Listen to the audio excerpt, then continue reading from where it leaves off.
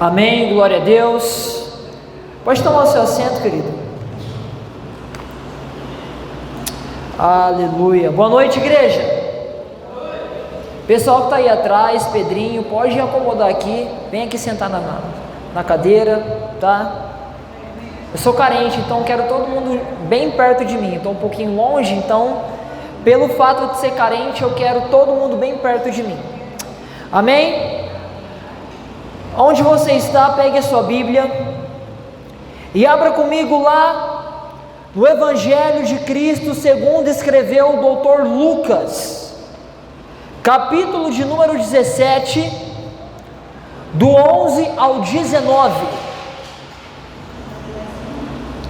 Lucas, capítulo de número 17, nós iremos ler a partir do versículo de número 11 até o versículo de número 19, um texto bem conhecido, e hoje eu quero trazer à sua memória a respeito daquilo que ele significa para nós. Aqui Cristo ele vai ensinar algo extremamente importante e preponderante para todo cristão. Só quem encontrou, diz amém. E assim diz a palavra do Senhor: dirigindo-se a Jerusalém, Jesus chegou à fronteira entre a Galiléia e Samaria. Ao entrar num povoado dali, 10 leprosos, mantendo certa distância, guarde isso, clamaram: Jesus, mestre, tenha misericórdia de nós. Ele olhou para eles e disse: vão e apresentem-se aos sacerdotes. E enquanto eles iam, foram curados da lepra. Um deles, ao ver-se curado, voltou a Jesus louvando a Deus em alta voz, lançou-se a seus pés, agradecendo-lhe pelo que lhe havia feito. Esse homem era samaritano, guarde isso também. Versículo 17, Jesus perguntou: não curei 10 homens? Onde estão os outros 9? Ninguém voltou para dar glórias a Deus, exceto esse estrangeiro? E disse ao homem: levante-se e vá, sua fé o salvou. Amém? Por um minuto, curva sua cabeça, feche seus olhos, vamos orar mais uma vez. Eu quero apenas complementar a oração que foi feita a mim. Pai, nós te louvamos, nós te agradecemos por tudo aquilo que o Senhor tem feito, ó Pai. Nós te louvamos independentemente das circunstâncias, ó Pai, independente do momento, independente da ocasião. Que nós possamos, ó Pai, cada vez mais entendermos que o Senhor é tudo aquilo que nós precisamos, Pai. O Senhor é suficiente para nós. Nessa noite eu oro pedindo para que o Senhor possa ministrar, ó Pai, o coração da sua igreja, algo bem específico, ó Pai. Que nós possamos aprender, ó Pai, com isso, que nós possamos colocar em prática, aplicar cada vez mais no nosso dia a dia, em nome de Jesus, Pai. Que nós possamos sair daqui diferente da maneira que nós entramos, e que a nossa perspectiva mude, ó Pai, que a nossa ótica mude, ó Pai, e que nós possamos cada vez mais renovarmos a nossa mente com o auxílio do Teu Espírito Santo. Em nome de Jesus, eu oro e agradeço. Amém, amém e amém. Amém?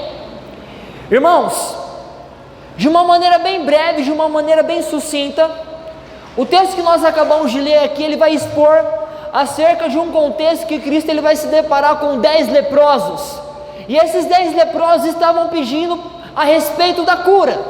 Eles estavam sendo acometidos por lepra, e eles estavam clamando Jesus, pedindo misericórdia para que eles pudessem ser curados. No entanto, aquilo que Cristo vai destacar para nós aqui, principalmente no versículo de número 17, é a respeito da gratidão. O tema da mensagem hoje é o valor da gratidão. Eu quero falar com vocês aqui sobre o que é gratidão, o que significa gratidão à luz do contexto do reino de Deus, amém? Gratidão. Qual é a imagem, qual o conceito que nós temos em mente quando nós ouvimos a palavra, a pronúncia do termo gratidão? No dicionário, o termo gratidão vai se definir como reconhecimento por um benefício recebido, um agradecimento, dar provas de gratidão. Então, através desse significado no dicionário, nós podemos ter a compreensão de que gratidão não se resume a muito mais do que um mero obrigado. É você dar prova de gratidão. Dar gratidão é simplesmente você falar muito obrigado. Atos de gratidão vai muito além disso. E é exatamente o que nós vimos aqui no texto de Lucas capítulo 17.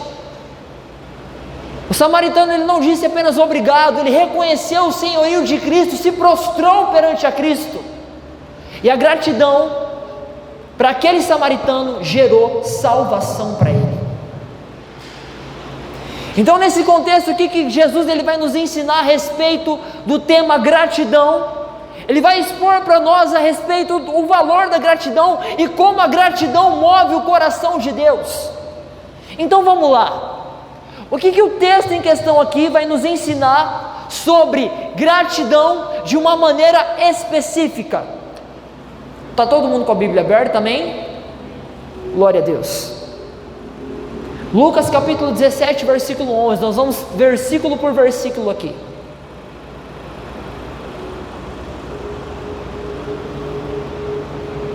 Então vamos lá, versículo 11 vai dizer o seguinte para nós: dirigindo-se a Jerusalém, Jesus chegou à fronteira entre a Galiléia e Samaria. O versículo 11 aqui, esse relato, essa história que vai se iniciar quando Jesus ele havia chegado na fronteira entre a Galiléia, que era habitada por judeus e gentios, e Samaria, que era habitada por samaritanos. A região da Galiléia ali era dividida em Alta Galiléia e Baixa Galiléia. No meio ali da terra ali, geograficamente falando, no meio de Israel ali ficava Samaria, e embaixo ficava a Judéia.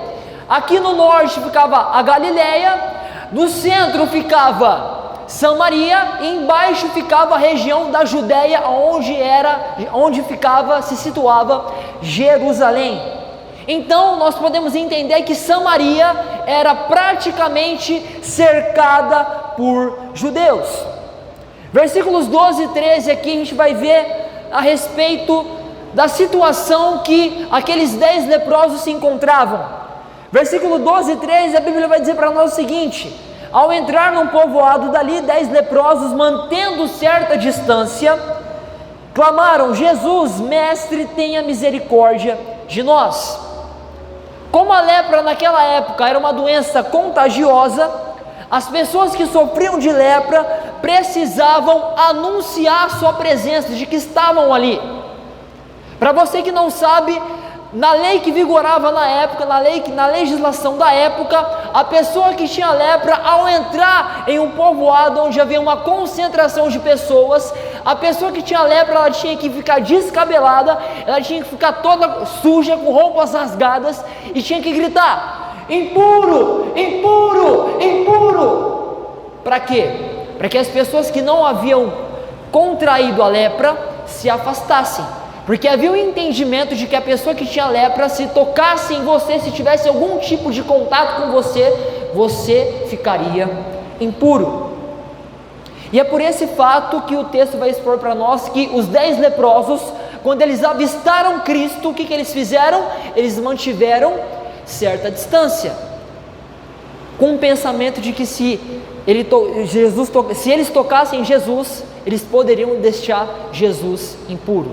Mas quando Cristo toca em nós, nós não deixamos Cristo sujo, somos nós que ficamos limpos. Somos nós que ficamos limpos. Então, diante desse cenário, a gente pode imaginar tamanho sofrimento dos 10 leprosos: rejeição familiar, segregação da sociedade, ou seja, eles tinham que viver isolados, fora de um povoado,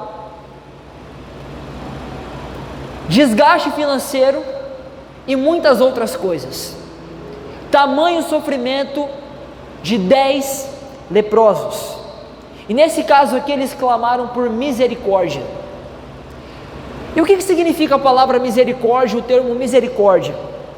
Misericórdia nada mais é do que a bondade e o amor de Deus sendo demonstrado para aqueles que se acham na miséria e na desgraça. Então, no contexto aqui, aplicando o significado do termo misericórdia, misericórdia se encaixa perfeitamente na questão dos 10 leprosos. e eles clamavam por misericórdia, eles estavam na miséria. Versículo 14, vamos lá. A Bíblia vai dizer assim para nós: ele, Jesus aqui no caso, olhou para eles e disse: vão e apresentem-se aos sacerdotes. E enquanto eles iam, foram curados da lepra. Para você que não sabe, no versículo 14, para você ser diagnosticado tanto de uma doença quanto de uma cura, você tinha que se apresentar aos sacerdotes. Era o procedimento da época. Levítico capítulo 14 vai deixar bem claro para nós. Jesus ele vai dizer apenas o seguinte: vão e apresentem-se aos sacerdotes. O que nos leva a entender aqui de uma maneira muito clara que Jesus em momento nenhum vai assegurar cura para eles. Jesus fala: vai e apresentem-se aos sacerdotes, façam um procedimento como a lei manda. Em nenhum momento Jesus declara: seja curado. Jesus falou: vai e se apresenta aos sacerdotes. Então o que eles precisaram fazer, os 10 leprosos aqui no caso? Eles precisaram confiar na palavra que Jesus havia entregue a eles. Muitas vezes Deus entrega uma palavra bem específica para nós, nós não nos movemos em relação a ela. Muitas vezes é muito difícil para nós confiar em Deus acerca de algo que Ele nos ordena fazer, e a gente não confia, a gente prefere se apoiar no próprio entendimento. Aqueles leprosos, eles simplesmente confiaram. Jesus deu uma única palavra, e a gente não consegue confiar, não consegue. A grande questão, queridos, o X da questão aqui, não é a palavra em si, mas quem entregou a palavra para nós. Você pode dar um glória a Deus por isso? Glória a Deus. Glória a Deus? Então ali Jesus, ele impulsionou esses 10 leprosos a tomar um ato de fé, mas a fé verdadeira de fato só foi do samaritano. Nós vamos entender isso aqui ao longo do texto.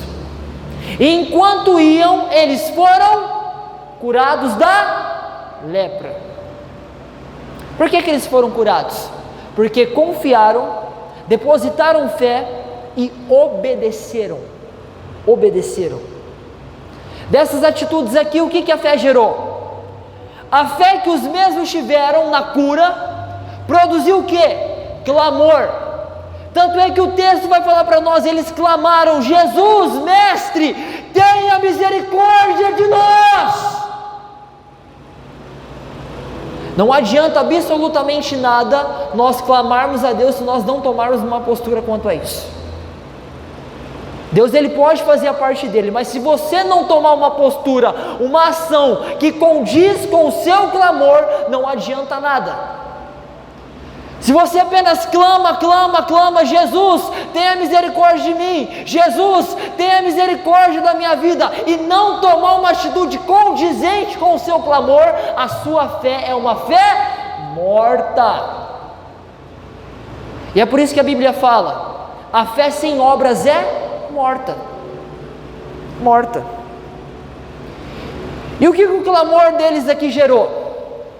O clamor gerou favor de Cristo e exigiu confiança dos 10 leprosos. Eles tiveram que confiar. Cristo deu ouvidos, Cristo respondeu o clamor, e eles tiveram que confiar em Cristo.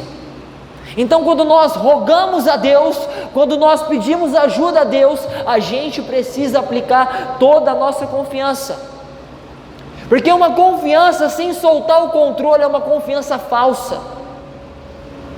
Muitas vezes nós queremos Deus me ajuda, Deus, eu entrego o meu caminho, mas você não quer soltar o controle.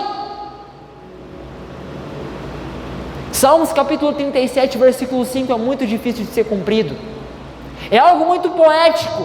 O livro de Salmos é um livro poético, mas na prática, quando a gente vai cumprir, é muito difícil. Entrega o seu caminho ao Senhor, confia nele, e o mais ele fará. Não é você entregar o caminho com você com o controle na mão, não. Entrega o caminho, entrega a sua vida para ele, confia nele, apenas creia, e o mais ele fará. Aquilo que ele quer para a tua vida, ele vai fazer. E é muito difícil para nós. Eles confiaram, tanto é que os 10 receberam a cura, mas apenas um recebeu a salvação. E a terceira coisa, o que a confiança em Deus gera? Confiança em Deus requer obediência da nossa parte, requer obediência, algo que vai evidenciar fé, confiança, clamor, algo que vai evidenciar tudo isso é a postura de obediência.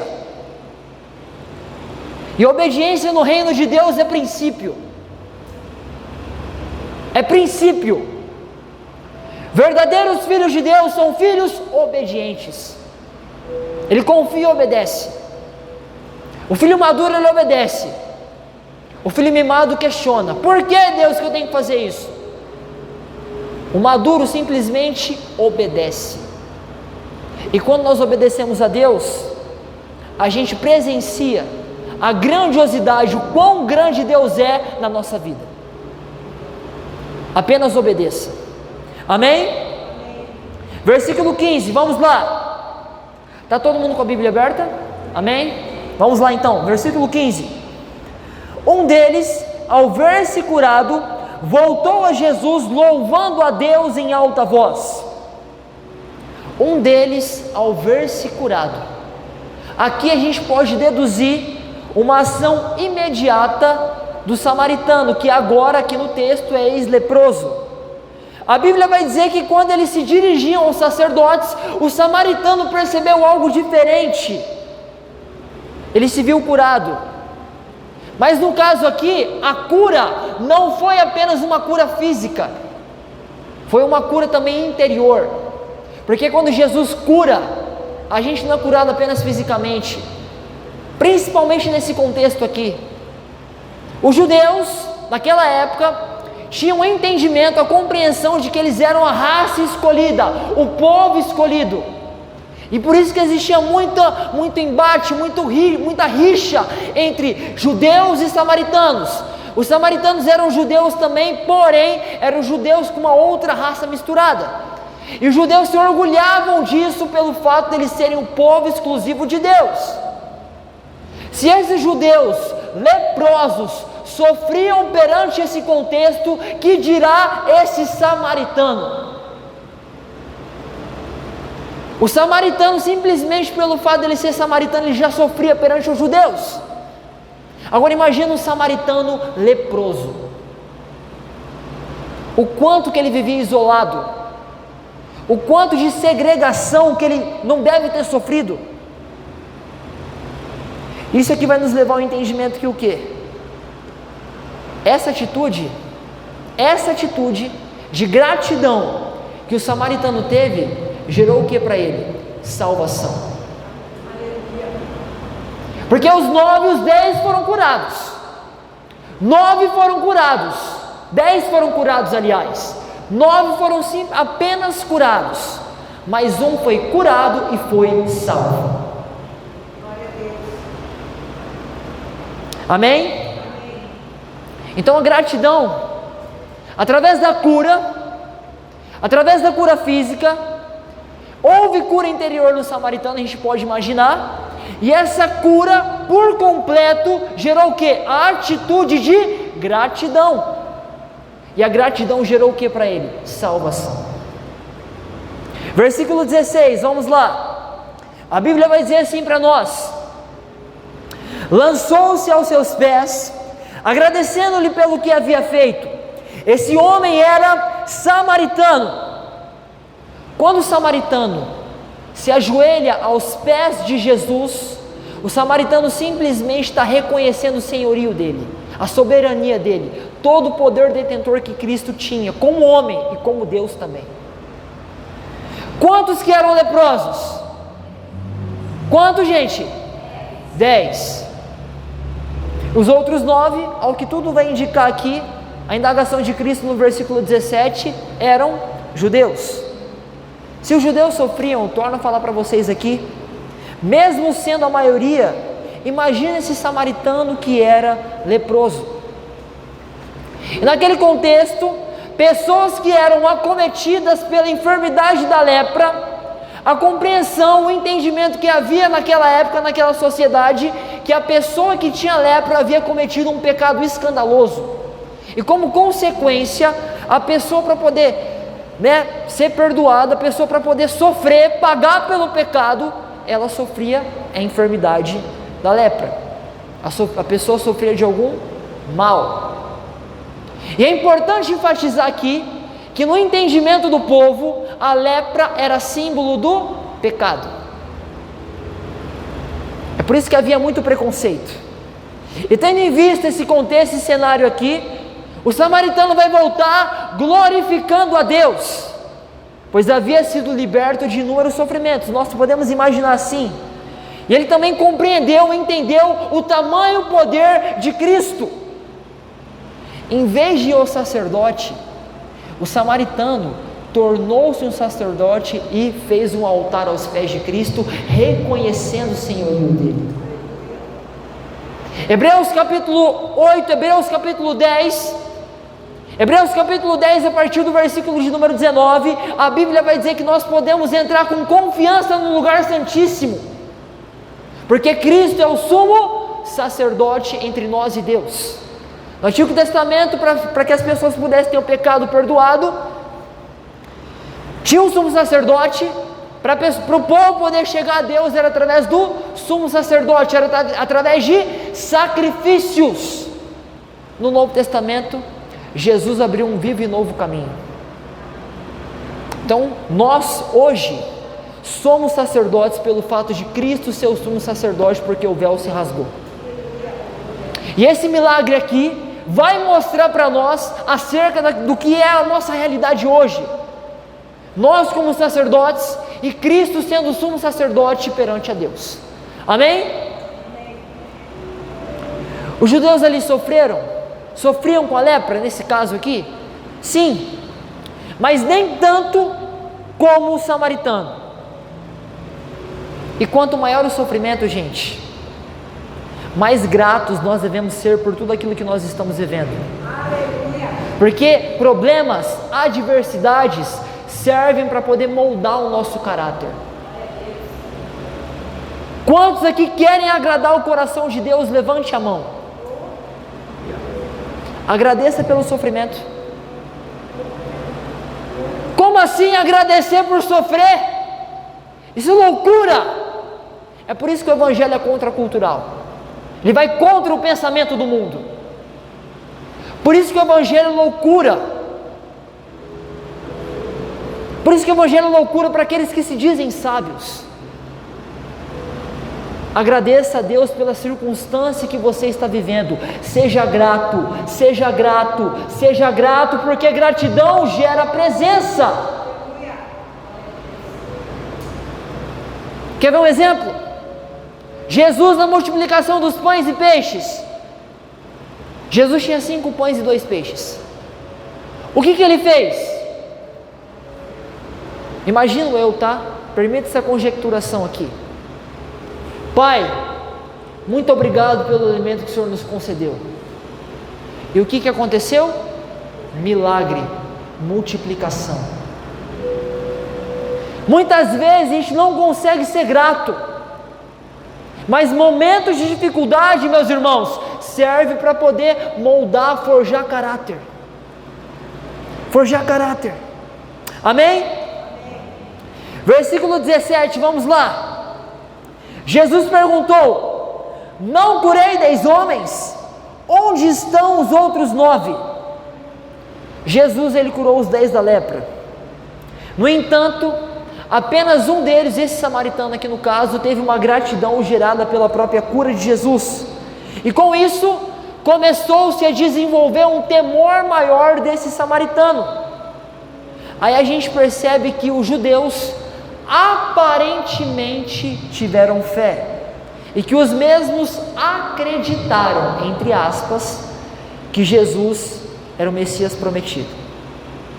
Amém? Aparentemente.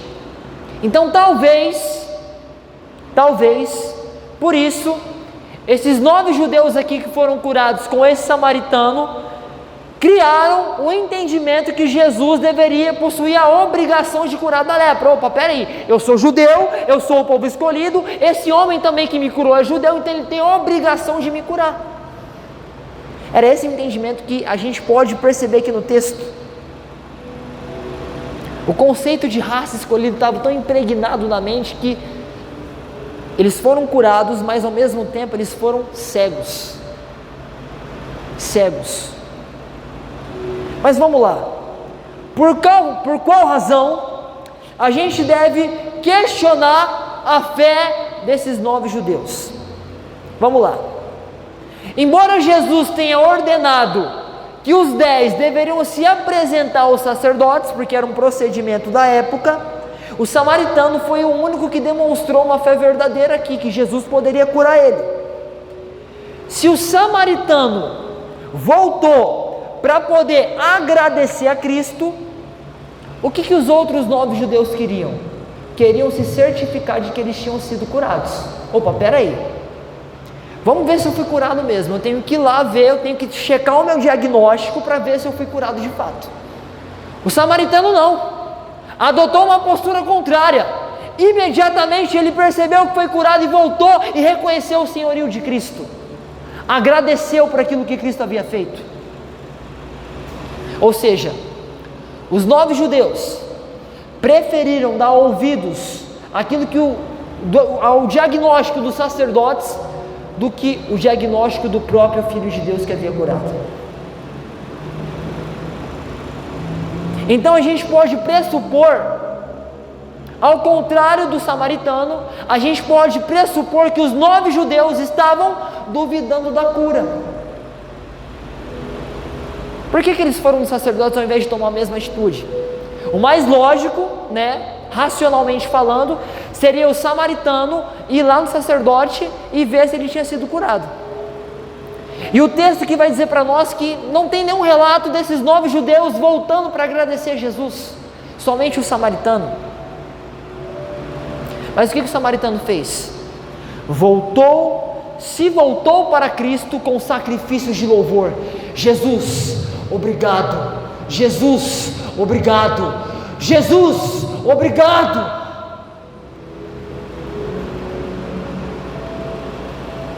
E o desfecho dessa história aqui, queridos, aponta para nós algo muito maior. Através desse fato aqui, Jesus ele vai escancarar para nós que a sua obra redentora, que no início foi para os judeus, ele veio para os seus, mas os seus não o receberam, pois todos aqueles que creem nele, eles deu o direito de serem chamados filhos de Deus. Mesma coisa, o que aconteceu com o samaritano. O samaritano creu em Jesus, creu nele, então deu o direito de ser chamado filho de Deus. E através desse fato aqui, a obra redentora de Cristo, ela vai ser muito ampla, ela vai ser muito profunda. Jesus ele vai nos indicar isso. Qual que era a obra redentora de Cristo? Tinha o propósito final de salvar a humanidade, de atingir todos os homens. Amém? Então, gente, independentemente de problemas, eu vou dizer algo aqui que vai doer para nós. Jesus, não é pelo fato de Jesus ter todo o poder que ele tem a obrigação de curar o seu problema, de solucionar o seu problema. Não tem. Não tem. Então isso vai indicar o que para nós? Que a gente deve ser grato independente das circunstâncias. Eu estou com um problema aqui, glória a Deus. Eu estou com um problema aqui, aleluia, louvado seja o nome do Senhor. Porque problema serve para moldar o nosso caráter. Seja grato, seja grato, seja grato. Amém?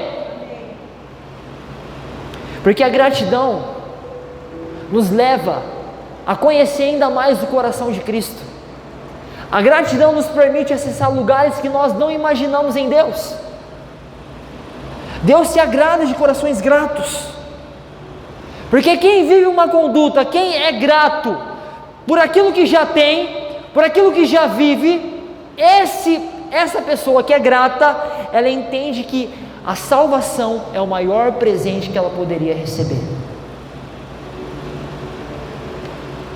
Nós somos salvos em Cristo Jesus, nós temos a eternidade assegurada e a gente é ingrato. O que Jesus precisa fazer mais na sua vida? O que Deus precisa fazer mais?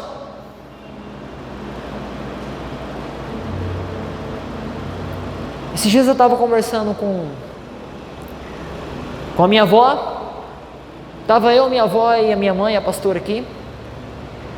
E a minha avó, ela comentou: Valéria, eu estava lá em casa e eu vi as roupas de Nilson lá, e eu não sei o que fazer. Valéria, ficou tudo. Ficou tudo. Tudo. Não levou nada. E a gente é ingrato. Eu tenho que ir para esse trabalho. Ai, meu Deus do céu, amanhã é segunda-feira. Ai, eu não aguento mais. Seja grato. Pelo amor de Deus, seja grato. Seja grato. Será que nós temos sido gratos em todo o tempo? Será que nós temos parado para poder observar o problema de uma outra perspectiva?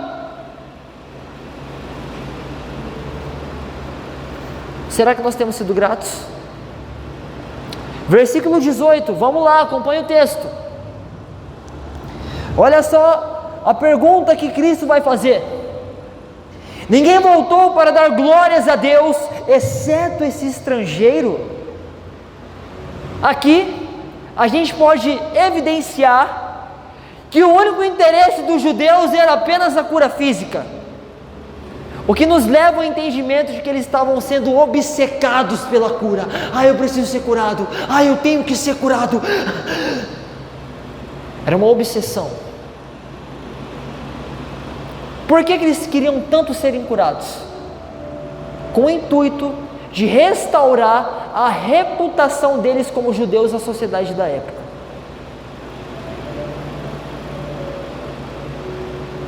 E infelizmente não houve sensibilidade nesses judeus. Vai existir momentos que Deus ele pode até dar o que nós estamos pedindo, mas e a nossa atitude em resposta? Qual que vai ser? A gente vai ver aqui que Jesus, para esses 9 judeus que foram curados, além do samaritano que também foi curado e salvo, Jesus se configurou apenas como uma marionete, como um boneco, como um gênio da lâmpada mágica. E muitos de nós, que nesses judeus aqui, quando a gente consegue algo de Deus, a gente vira as costas. Que ingratidão, que vergonha. Opa, Deus, obrigado pela benção, obrigado, Deus. Aí quando está passando dificuldade, Deus me ajuda.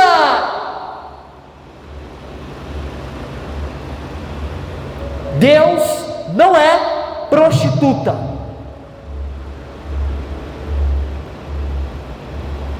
Amém?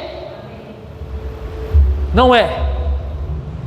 O comportamento aqui, pós-cura desses 9 judeus, vai indicar o que para nós? Uma mentalidade de multidão. A multidão na época de Jesus ia, via milagres, recebia cura, multiplicação de pães e peixes, Jesus ressuscitava mortos. Quem foi que gritou, crucifica-o? A multidão. Mentalidade de multidão que esses 9 judeus tinham. Será que existe alguma postura e alguma mentalidade de multidão em nós? Será que nós corremos atrás de Deus? Será que nós corremos atrás de Cristo quando a gente apenas precisa?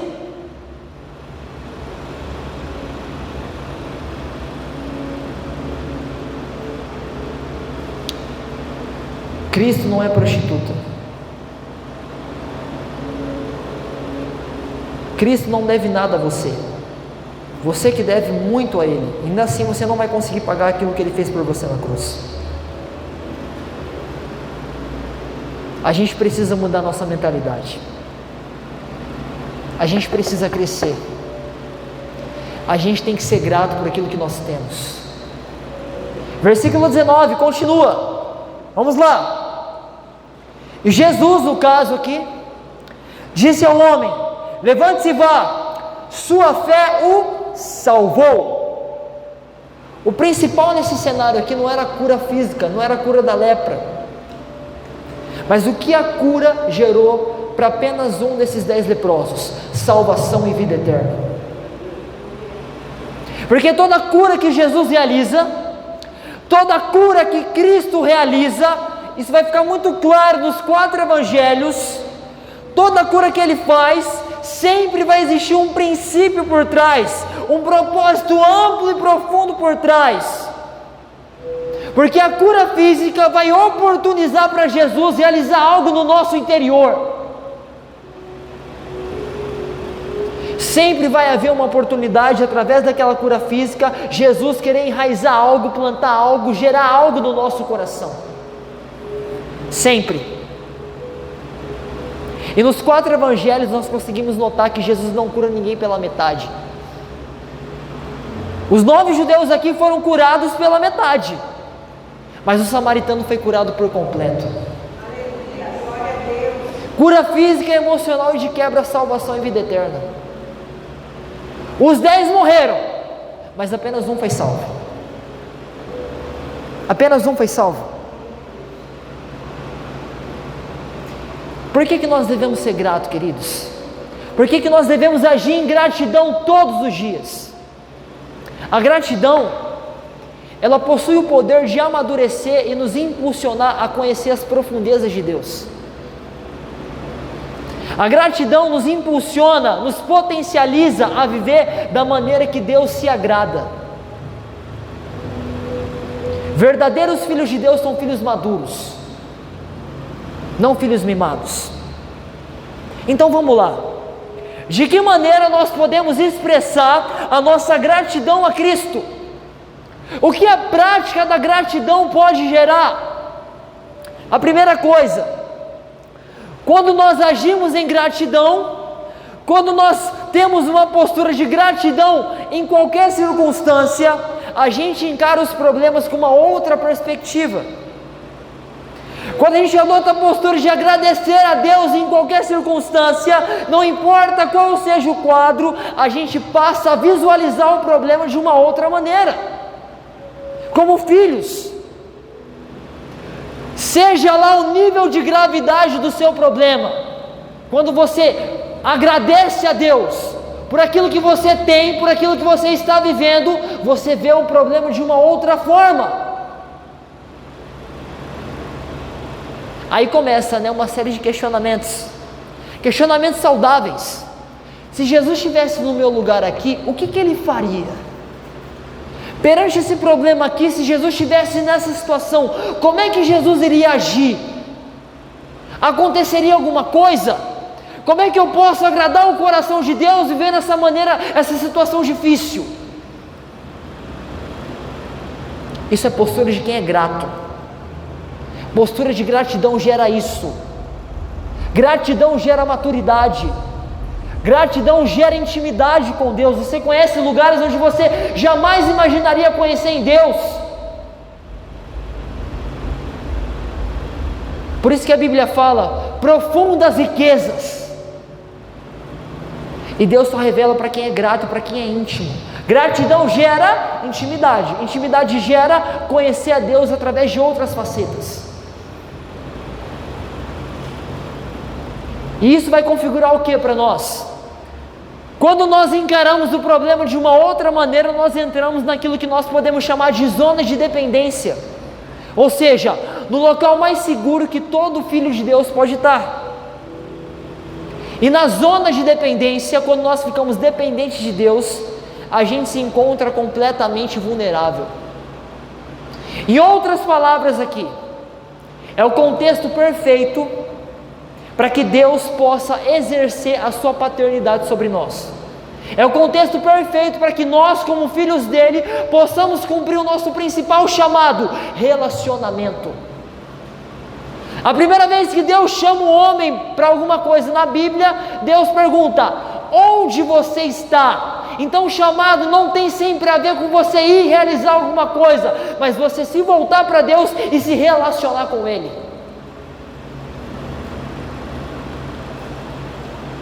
Chamado é você voltar. Então não existe lugar melhor para você estar do que nas zonas de dependência, porque nas zonas de dependência é onde você fica vulnerável, e quando você se encontra vulnerável, Deus pode exercer a sua paternidade sobre você. Deus não pode nos tocar se a gente não se mostrar vulnerável. Deus não pode agir na nossa vida em nosso favor, como se Ele devesse algum favor para nós, se a gente não se encontrar vulnerável. Mas infelizmente, nós reduzimos a bondade de Deus, a graça de Deus, o amor de Deus, a misericórdia de Deus nos nossos problemas. Que Deus é esse? Oh Deus, o Senhor não me enxerga aqui. A gente acaba reduzindo quem Deus é em razão dos nossos problemas. Eu falo isso por experiência própria, muitas vezes eu fiz isso. Mas quando Deus ministrou no meu coração, eu me arrependi. E é natural do ser humano fazer isso. Mas quando nós entendemos a grandeza de Deus, a gente tem que pedir perdão por aquilo que nós estamos fazendo, reduzindo a bondade aos nossos problemas. Eu não posso reduzir a bondade de Deus no meu TDAH, no meu transtorno de ansiedade generalizada. Deus continua sendo bom. Glória a Deus. Se Deus permitiu com que eu, falando de mim aqui agora, pudesse lidar com isso, é para um propósito muito maior. Se é para glorificar o nome de Deus, amém. Se é para glorificar o nome de Deus, amém. Eu não posso reduzir a bondade de Deus nisso aqui, nos meus diagnósticos. Eu não posso reduzir a bondade de Deus, nós não podemos reduzir a bondade de Deus nos nossos problemas. Deus continua sendo bom e grande. Glória a Deus. E quando a gente se encontra nesse cenário de dependência, de vulnerabilidade, a gente não precisa utilizar máscara, a gente não precisa utilizar fantasias de super-herói. Deus te conhece, meu amigo. Não vai restar outra coisa no local de dependência, senão ser aquilo que Deus quer que você seja. É no secreto que a gente revela para Deus quem realmente a gente é. É no local secreto que nós vemos que Deus é tão grande, tão grande, tão grande, que não cabe no nosso intelecto. Seja grato. Seja grato. Seja grato. Eu estou passando por dificuldade. Meu marido, minha esposa tem problema. Seja grato. Deus quer ensinar algo. Seja grato.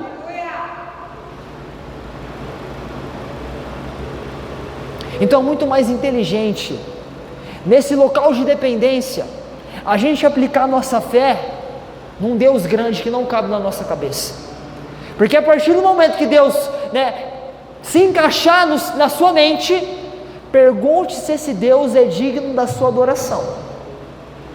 Jesus não precisa estar formatado às nossas necessidades. Até nas necessidades, Jesus continua sendo bom. É em momentos de necessidade, é em momentos de escassez, que Deus mostra, que Deus revela a sua glória. É em momentos assim. Olha a Bíblia. O que grandes homens de Deus, olha como é que eles enxergavam problemas de uma outra perspectiva.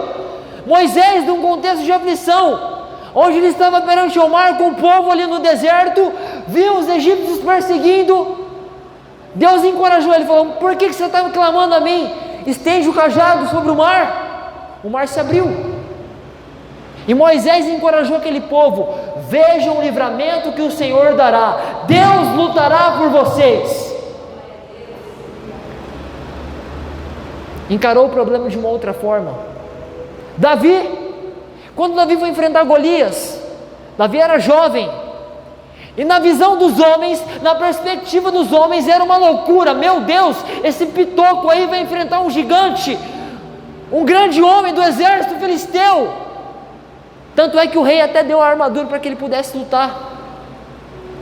Qual que foi a postura de Davi? Qual que foi a perspectiva de Davi? Qual que foi a visão de Davi? Você vem contra mim com espada, lança e escudo. Eu vou contra você em nome do Senhor dos Exércitos.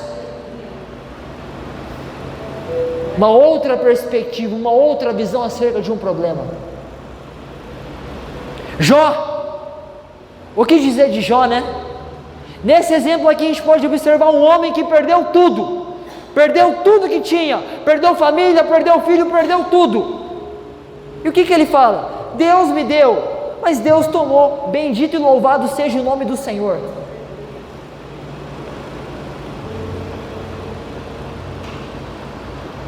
E o que ele faz no final? A gente vai ver Jó murmurando durante todo o livro, ao contrário das suas primeiras declarações dos primeiros capítulos. Mas o que acontece no final? Jó capítulo 42, versículo 2: bem sei que tu podes, os teus planos não podem ser frustrados. Ele se rende à soberania de Deus. E no final desse livro, do livro de Jó, a Bíblia vai dizer para nós que Jó faleceu depois de uma vida longa e plena, porque a plenitude não tem a ver somente com coisas boas, não tem a ver somente com coisas boas. A plenitude, o sofrimento também, os problemas também compõem aquilo que nós podemos chamar de vida plena, e foi o que Jó teve, Então a gratidão, ela se torna indispensável em qualquer momento. Está passando por problemas? Seja grato, seja grato, seja grato. Deus, obrigado. Está difícil aqui, Pai, mas obrigado, louvado seja o teu nome. Porque a gratidão gera a presença e favor de Deus na nossa vida. E Paulo é de causar inveja em qualquer um. Paulo era tão fascinado por Cristo, que ele tinha prazer no sofrimento, porque o sofrimento que Paulo passava, Deus poderia ser glorificado através das fraquezas dele. Por isso que Paulo fala: eu tenho prazer em sofrer, eu tenho privilégio em sofrer. Isso é o que, gente? Homens que enxergaram problemas de outras perspectivas. Por quê? Eram gratos independentemente da situação que eles viviam.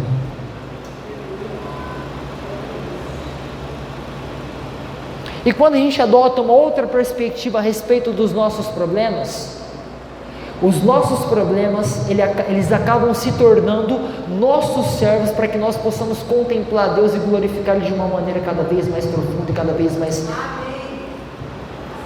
vez mais racional. A gente passa a conhecer as profundezas de Deus. Isaías capítulo 6, versículo 1: no ano da morte do rei Uzias, eu vi o Senhor assentado em um alto e sublime trono. Momento de extrema necessidade, momento de caos, Deus se revelou para Isaías. É em problemas que Deus se revela para você. Se o problema está te aproximando de Deus, levante a sua mão para o alto e glorifique o nome dEle. E eu pergunto para vocês, agora é uma pergunta ousada aqui, um questionamento ousado: será que nós temos alguma razão para não sermos gratos pelos nossos problemas? Seja grato, seja grato, seja grato.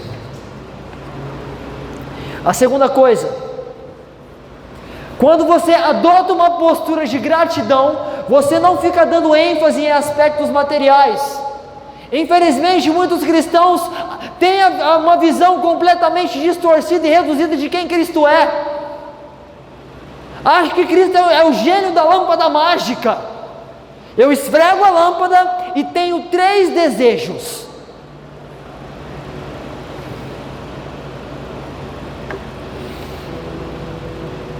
É errado pedir para que Deus nos abençoe em determinadas áreas? Não. No entanto, se o nosso relacionamento com Deus se baseia em ficar pedindo a Ele,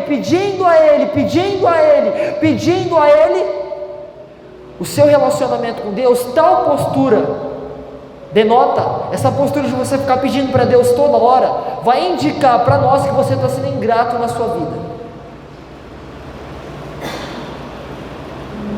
Quem tem um amigo chato, que toda hora que ele procura você é para pedir alguma coisa? Levante a mão. Quem já teve? Levanta, pode levantar, eu deixo. Você olha para a pessoa e fala: ai, lá vem ela de novo. O que você já quer? Será que nós não temos agido assim com Deus? O que Ele já quer? Ah, lá vai, ó, ele só vem falar comigo. Eu estou imaginando aqui, tá, irmãos? Ele só vem falar comigo quando ele precisa de alguma coisa. Ai. Irmãos, todo ser humano, ele não vai ter uma vida 100%. Todo ser humano, ele não vai ter uma vida conforme suas vontades e seus desejos. Não vai. A questão que a gente deve sempre estar trazendo à nossa mente é a seguinte: qual é a minha concepção acerca de quem Deus é? Certa vez um homem chamado A.W. Tozer, ele vai dizer o seguinte: o que vem à nossa mente quando pensamos sobre Deus é a coisa mais importante sobre nós. Se nós estamos pedindo, se nós ficamos apenas pedindo a Deus, apenas para poder te conceder bens materiais, a gente está vivendo a escassez mais profunda em um relacionamento com Ele. A gente está vivendo uma escassez muito profunda que o Evangelho pode nos oferecer. Pedir para Deus dar bens materiais é algo muito raso. Deus tem muito mais para nós. Porque todo cristão grato, maduro, ele tem o total entendimento, ele possui a total consciência de que Deus supre todas as necessidades. Filipenses 4,19, Paulo vai dizer: o meu Deus suprirá todas as suas necessidades em glória. A Bíblia fala sobre suprir necessidade. Certa vez eu estava, minha mãe, a pastora contou aqui para mim, que ela estava reclamando de lavar louça lá em casa. Estava lavando louça, tal, e ela: eu não aguento mais lavar louça. Aí veio o Espírito Santo bem no ouvido dela: se você está lavando louça porque tem comida na mesa.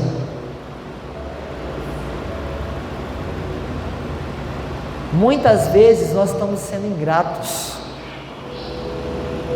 porque o carro hoje que você reclama de ter, é o desejo daqueles que andam a pé.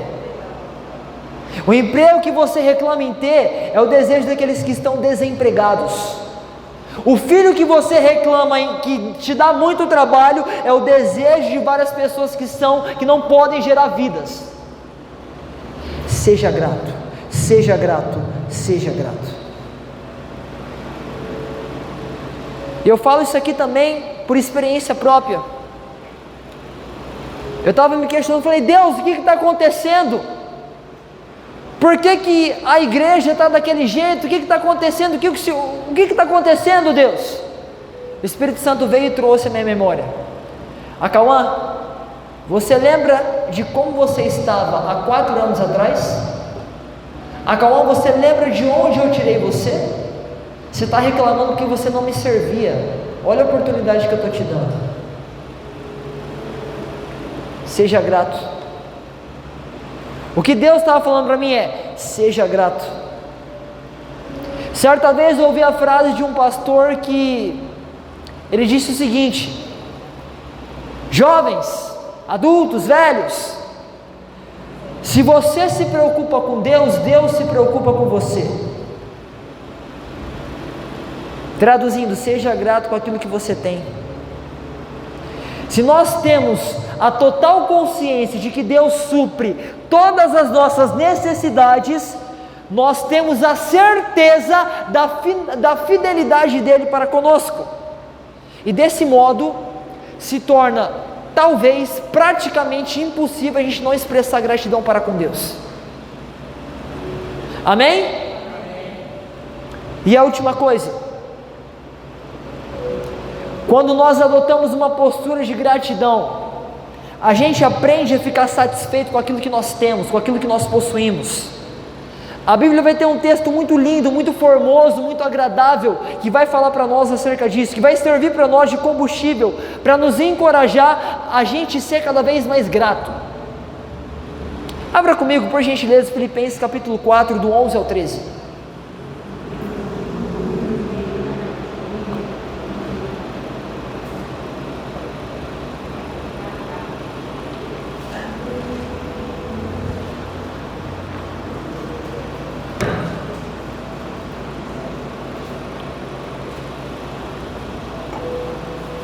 Glória a Deus.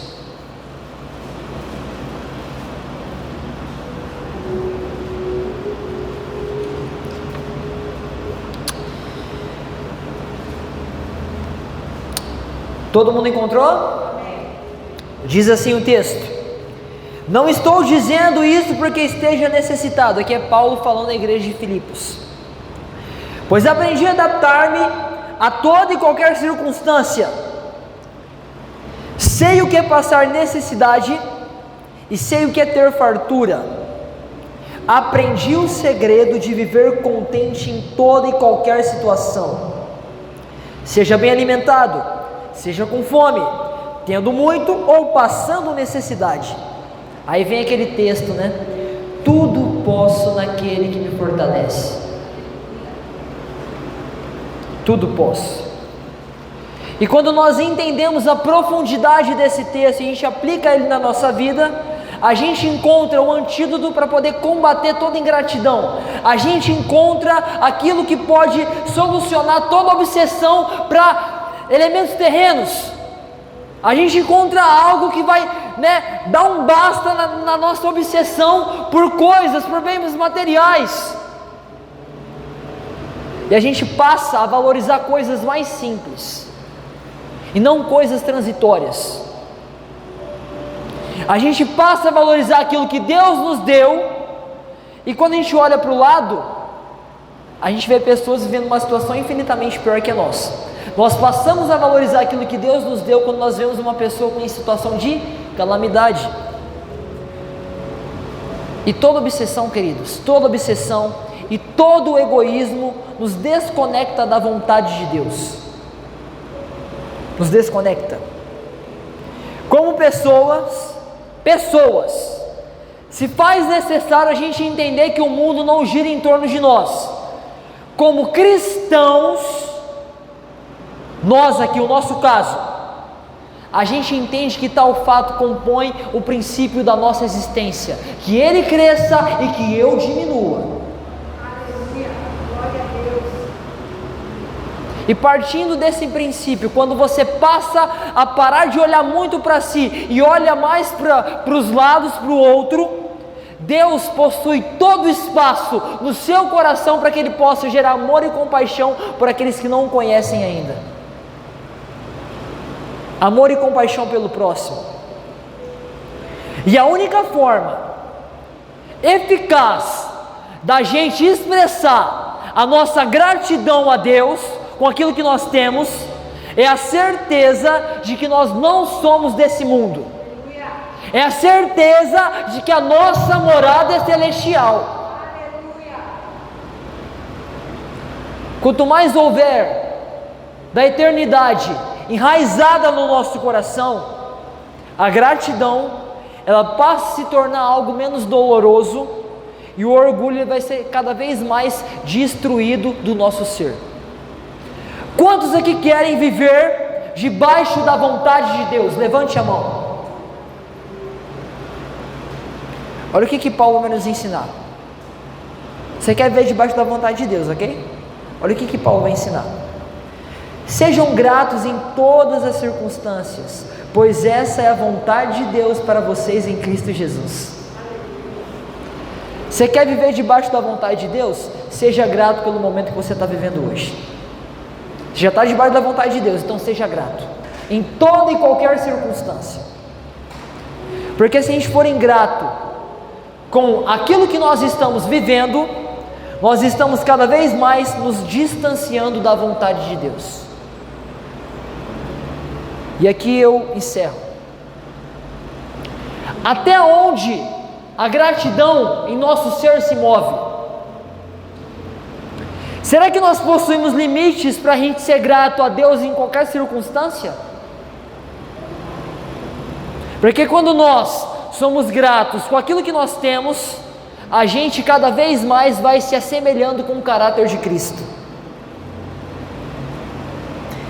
Se aquele samaritano, curado da lepra, possuiu motivos para poder ser grato, nós temos infinitamente muito mais razão que ele, muito mais razões que ele, porque na circunstância vivenciada por aquele samaritano, o propósito de Cristo estava sendo desenvolvido.